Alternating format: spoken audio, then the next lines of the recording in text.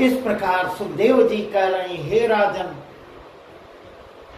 मैं अंतर कथा करता हूं, तुम मन लगा के सुनो। द्वारिकापुरी में राजा उग्रसेन तो धर्मराज करते थे और श्री कृष्ण बलराम उनकी आज्ञा का पालन करते थे। राजा के राज्य में सब लोग अपने अपने स्वधर्म में सावधान राजकर्म में सज्ञान रहते थे और आनंद से जीवन यापन करते थे। वहां एक विप्र भी आके सुशील धर्मनिष्ठ रहता था। एक समय उसको पुत्र उत्पन्न होता है और फिर वह मर भी जाता है। उस मरे पुत्र को लेकर राजा उग्रसेन के द्वार पर जाता है और उनके मुख में जो आया, इस प्रकार ब्राह्मण जो है उल्टी सीधी बातें कहता है कि तुम बड़ी अधर्मी, दुष्कर्मी और पापी हो। तुम्हारे ही दुष्कर्मों से प्रजा दुख पाती है। मेरा भी पुत्र तुम्हारे ही पाप से मरा है। इस प्रकार हे राजन, इसी बात अनेक बात कह मरा लड़का द्वार पर रखकर विप्र घर को चला जाता है। उसके 8 बेटे हुए और आठों को वह उसी रीति से द्वार पर रखाया। जब नवा पुत्र होने को हुआ तब वह विप्र फिर राजा उग्रसेन की सभा में जा श्री कृष्ण के सन्मुख खड़ा होता है और पुत्रों के मरने का दुख सुमिर कर रो कर कहता है कि धिक्कार है राजा, और इसके राज्य को इस प्रकार पुनः धिक्कार है, बार बार धिक्कार कह रहा है। उन लोगों को जो इस अधर्मी की सेवा करते हैं और इस अधर्मी की सेवा करते हैं, सबको धिक्कार है। मुझे जो इस पुरी में मैं रहता हूँ, जो पापियों के देश में न रहता तो मेरे पुत्र इस प्रकार न मरते, जिंदा रहते। इन्हीं के अधर्म से मेरे पुत्र मरे हैं, किसी ने उपाय न किया। इस प्रकार ऐसा चिल्ला के करता है। महाराज इस के वचन से सभा के बीच खड़े हो, सब भी सभा में खड़ा होके ब्राह्मण ने रो कर बहुत बात कह डाली, पर कोई कुछ बोल नहीं रहा है। तब श्री कृष्ण के पास बैठे सुन घबराकर अर्जुन ने कहा, अर्जुन बोलते हैं कि देवता, हे ब्राह्मण देव, तुम किसी के आगे यह बात क्यों कहते हो और क्यों इतना खेद करते हो? इस सभा में कोई धनुर्धारी नहीं है जो तुम्हारा दुख दूर कर सके।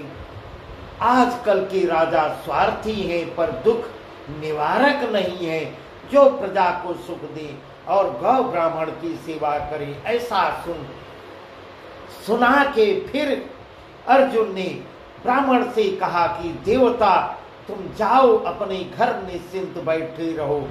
जब तुम्हारे लड़का होने का दिन आएगा तब तुम मेरे पास आना, मैं तुम्हारे साथ चलूंगा और लड़के को मरने नहीं दूंगा। इस प्रकार ऐसे वचन अर्जुन उससे कहते हैं। महाराज ऐसी अर्जुन के मुख से वचन बात सुनते ही विप्र खिजलाकर बोला कि मैं इस सभा के बीच श्री कृष्ण, बलराम, प्रद्युम्न और अनिरुद्ध के सिवा ऐसा बलवान किसी को नहीं देखता जो मेरे पुत्र को काल के हाथ से बचावे। इस प्रकार वह चिल्ला के कहता है। तब अर्जुन कहे, विप्र, तू मुझे नहीं जानता कि मेरा नाम धनंजय है। मैं प्रतिज्ञा करता हूं कि जो मैं तेरा सुख काल के हाथ से न बचाऊं तो तेरे मरे लड़के के जहां पाऊं तहां से ले आऊं, तुझे दिखलाऊं और वे भी न मिले तो गांडीव धनुष समेत अपने को अग्नि में जलाकर भस्म हो जाऊंगा। इस प्रकार अर्जुन ऐसी प्रतिज्ञा करते हैं। महाराज, हे राजन, अर्जुन की ऐसी प्रतिज्ञा करते। जब प्रतिज्ञा कर अर्जुन ने ऐसा कहा, तब वह विप्र संतोष करके अपने घर को चला जाता है। फिर पुत्र होने के समय ब्राह्मण अर्जुन के पास आता है और उस समय अर्जुन धनुष बाण ले उसके साथ उठ के साथ साथ जाते हैं। आगे वहां जाते हैं उसका घर। अर्जुन ने बाणों से ऐसा छा देते हैं उसका कि जिसमें पवन भी प्रवेश न कर सके। बाणों की ऐसी वर्षा किए कि हवा भी उसमें प्रवेश नहीं कर सकती। और आप स्वयं जो है धनुष बाण लेके उसके चारों ओर चक्कर लगाने लगते हैं, पहरेदारी करने लगते हैं। ऐसी कथा का श्री सुखदेव जी कह रहे हैं, हे राजन, अर्जुन ने बहुत सा उपाय बालक के बचाने का किया, पर बालक उसका बचता नहीं और दिन बालक होने के समय रोता था। उस दिन श्वास भी न लिया। जिस समय और बालक पैदा होती थी उस समय रुदन करती थी। आज के दिन अर्जुन के जब पहरेदारी कर रहे हैं उस दिन श्वास भी नहीं ले रहा है, पेट से ही मरा पैदा होता है। मरे लड़के का होना सुन लज्जित हो जाते हैं अर्जुन श्री कृष्ण के निकट आते हैं, श्री कृष्ण के सम्मुख आते हैं और इसके पीछे विप्र भी आ जाता है। महाराज वहां आते ही रो विप्र कहने लगा, रे अर्जुन। इस प्रकार अर्जुन को ललकार के कह रहा है, ले रे अर्जुन, तुमको धिक्कार है तुझे और तेरे जब तक को छोटी वचन का संसार के लोगों को मुख दिखाया है। अरे नपुंसक, मेरे पुत्र को काल के हाथ से न बचा सकता है तो तूने प्रतिज्ञा क्यों की थी?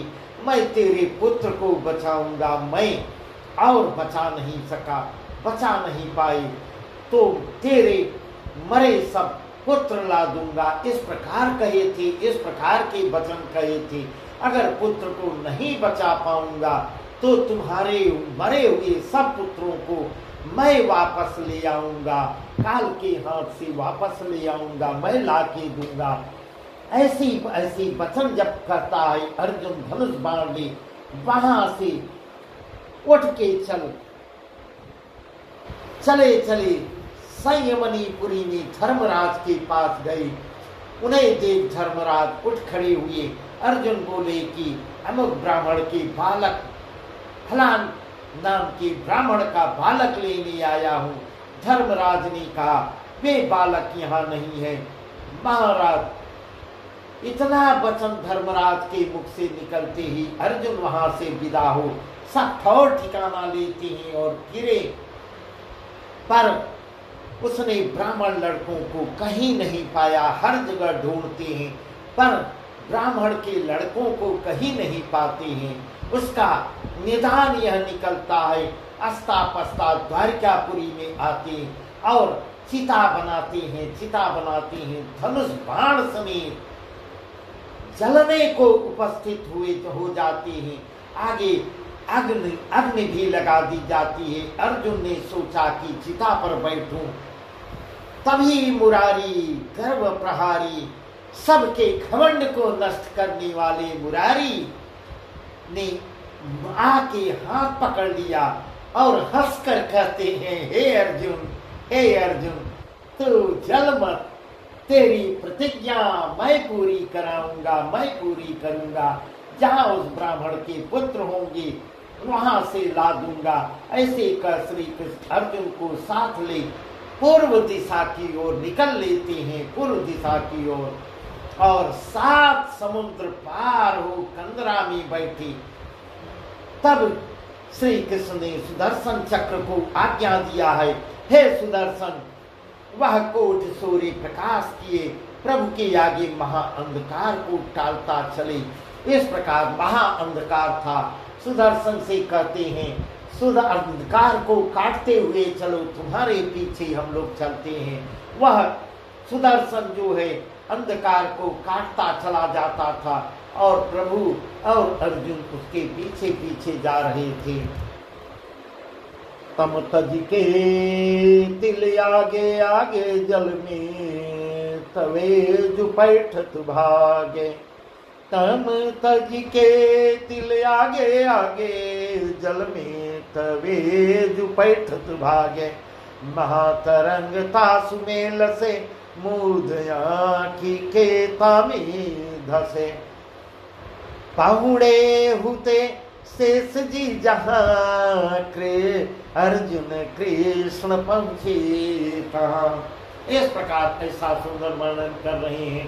अर्जुन और श्री कृष्ण वहाँ प्रवेश कर जाते हैं, आंख मूंद के प्रवेश कर जाते हैं और जहाँ शेष जी विराजमान पाताल लोक को चले जाते हैं। जाते ही आंखें खोलकर दिखा कि एक बड़ा लंबा चौड़ा ऊंचा कंचन का मणिमय मंदिर है। वहाँ शेष जी, शेष के शीश महल पर रत्न जटित सिंहासन धरा रखा हुआ है, उस पर प्रभु विराजे। ऐसा उत्तम स्वरूप देखकर अर्जुन और श्री कृष्णचंद्र ने प्रभु के सोई जाय दंडवत कर हाथ जोड़ अपने आने का सब कारण कहते हैं। सुनते ही प्रभु ने विप्र के बालक सब मंगा दिए और अर्जुन ने प्रसन्न हो साथ लेके तब प्रभु से कहते हैं, तुम दो मेरी कला जुआई, हरि अर्जुन देखो चित चाय। धीर उतारन भूई गए, साधु संत को यहू सुख दे। असुर दैत्य तुम सब संहारे, सुर नर मुनि के काज संवारे। मेरे अंश जो तुमसे हुए, है पूर्ण काम तुम्हारे हुए हैं। इतना कर, ऐसे का वचन कर भगवान ने अर्जुन और श्री कृष्ण को विदा किया।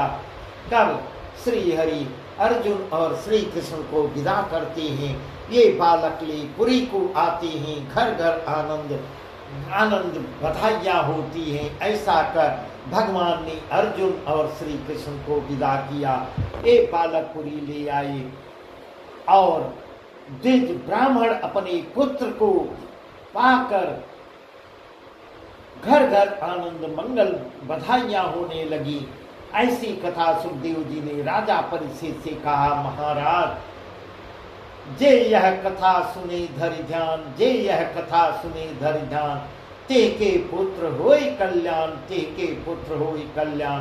इस प्रकार ऐसा सुखदेव जी कह रहे हैं, हे राजन, इस कथा को ध्यान धर के जो सुनेगा उसके पुत्र का कल्याण ही कल्याण होगा। इस प्रकार ऐसा वर्णन कर रहे हैं।